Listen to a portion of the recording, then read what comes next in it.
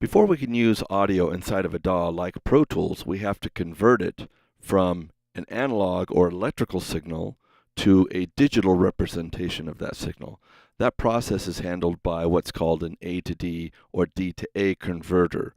And that stands for analog to digital and then digital to analog converter. As you know from prior classes, A to D converters and D to A converters are found in almost every device that we use to create sound. You have A to D and D to A converters in your phone because you can record your voice and store it in a digital environment, in other words, on a hard drive. So let's look at the A to D and D to A converters and talk a little more in depth about those. This is the current A to D converter that I have here in my studio. And a few things you can see about it. You can see up here is all of the inputs. You can see my voice is coming in on input on channel 12, and then it's being outputted out channel 1 and 2. This gives you 16 channels of A to D and D to A. So I can convert 16 channels of audio at once from analog to digital. Then I can also convert 16 channels of digital back to analog. This particular high-end A to D and D to A converter supports various sample rates and bit depths, and we're going to talk about that next.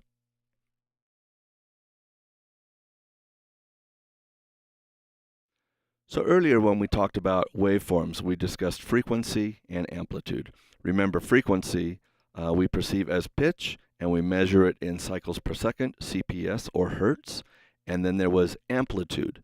And amplitude we perceive as volume, and we measure it in decibels. So there are also two parameters in the digital domain that it's the responsibility of the A to D converter to take care of. Those two parameters are sample rate and bit depth. They also relate directly to frequency and to amplitude. So sample rate takes care of the frequency of the waveform, and bit depth takes care of the amplitude or volume or dynamic range of the waveform.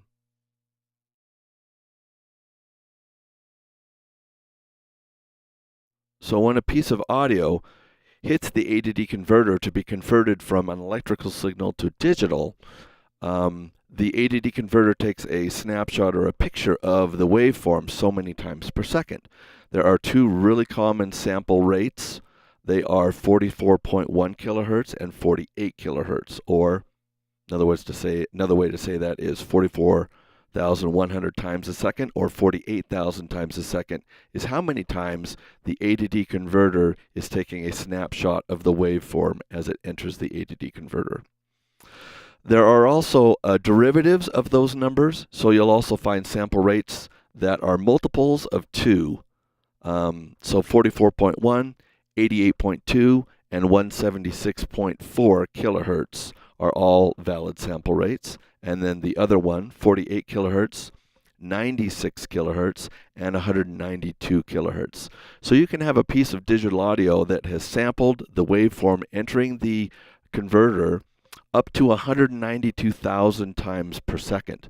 So that's really high resolution recording.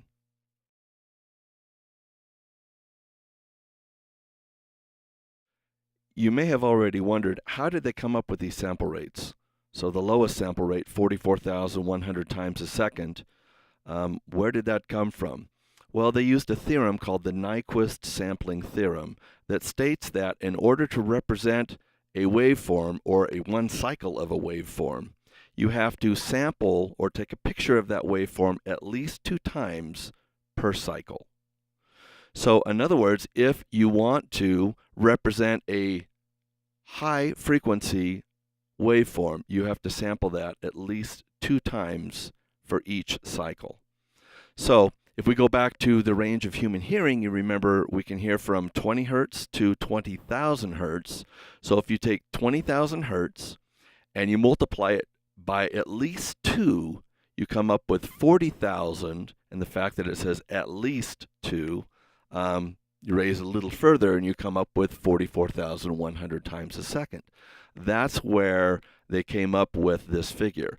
So, I could pose some questions to you. For example, if I want to represent a 1,000 hertz signal, That's what we're recording. What sample rate would be required to accurately represent a 1000 hertz signal?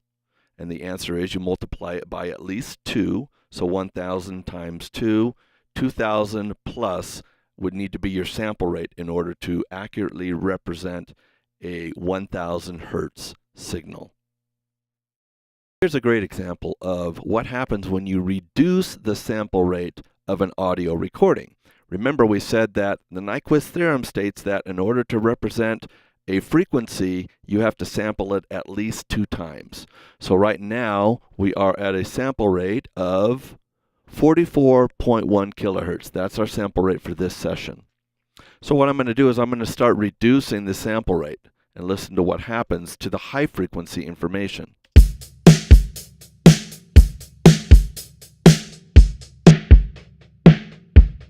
So now the sample rate has been reduced to 22,000 hertz, which means essentially that I can only represent a frequency of about 11,000 hertz.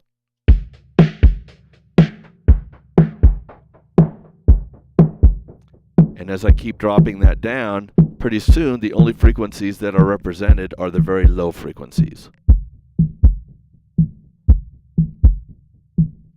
And the reason for that is because of the Nyquist theorem. So right now at 1225 hertz, that's our sample rate, we're only able to represent a 600 hertz signal. So that's why you're mainly hearing just the bass drum. So that is how sample rate affects the frequency of a piece of digital audio.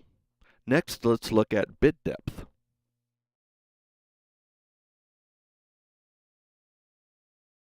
So just as sample rate represents the frequency of a waveform, the bit depth can represent the dynamic range or volume or amplitude of a waveform. Now, quiet rooms such as this one are going to have a low-end decibel range of about 40 dB, and then we want to go up to roughly 105, 110 dB, just short of the threshold of pain. So that gives us a dynamic range from 40 to 105 of about 65 dB. So we need to have a dynamic range of 65 dB. There are a number of mathematical equations that you can use to determine the amount of levels as well as the amount of volume you're going to get from a specific bit depth. The first one we're going to look at is 2 to the n, n being the bit depth that you are looking at. If you take 2 to the n, it will tell you how many levels of amplitude or volume that particular bit depth gives you. So real common bit depths for professional audio, at least, 16-bit is the lowest of the professional standards, and then you can have 24-bit as well as 32-bit floating point. So 16, 24, and 32 are the very common bit depths that you'll see in a Pro Tools session. Most often you'll see a 24-bit session. In theoretical terms, you can also figure out the approximate dynamic range of a specific bit depth that you select. You can do that by applying 6 decibels per each bit depth. So if we have a 10-bit audio file, it's going to have a dynamic range of 10 times 6 dB. So 60 dB in dynamic range. If we have a 16-bit audio file, we go 16 times 6, and that gives us 96 dB of dynamic range. If we have a 24-bit audio file, we're going to go 6 times 24, and that gives us 144, if I'm correct, dB of dynamic range. So you can see that's quite a bit of dynamic range. That takes you from 0 dB, which almost no concert hall or any location is ever near 0 dB. So that takes you from 0 all the way up to 144, which far exceeds our threshold of pain. So 16 dB, or I'm sorry, 16-bit, which gives you 96 dB of dynamic range, is usually sufficient for most music. On occasion, a lot of guys will make sure that they're recording at 24 or 32-bit if they're doing something that's extremely dynamic, like maybe an orchestral recording where it can be extremely quiet and then extremely loud in certain areas of the music. That way they've got plenty of dynamic range because they're using a higher bit depth in their recording. So the two mathematical formulas that you need to know, 2 to the n will tell you how many levels you have of audio.